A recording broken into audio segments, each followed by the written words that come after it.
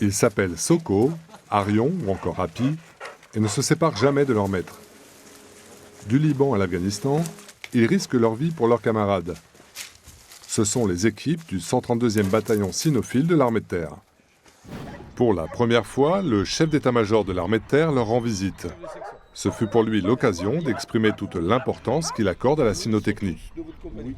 Ce bataillon nous est très utile et on va le pérenniser évidemment, finir sa montée en puissance et je pense pouvoir dire qu'il sera prochainement mis à l'honneur et récompensé pour tout le travail extraordinaire et qui est accompli par les équipes, une équipe étant bien sûr un maître de chien et un chien. Le 132e BCAT, c'est 400 hommes et 400 chiens.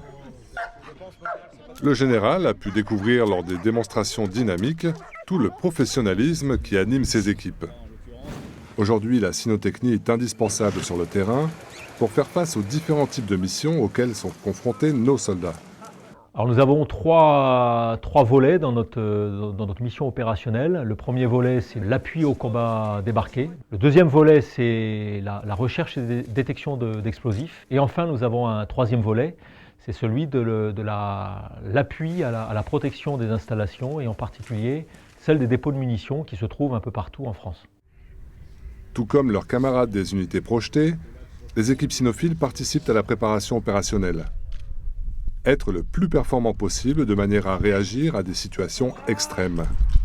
Alors qu'on était appuyé par des moyens de détection, de vision aérien et technique, mon chien par contre a décelé à plus de 250 mètres un individu que ces appuis-là n'avaient pas vu. Pourquoi? Parce que la complexité de la zone et la végétation fait qu'il ne pouvait pas.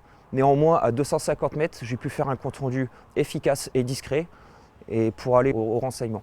Malgré toute la technologie déployée en opération, les chiens restent indispensables sur les théâtres. Avec des sens jusqu'à 40 fois supérieurs aux nôtres, Soko, Arion et Happy ont encore une longue carrière devant eux au service de la France.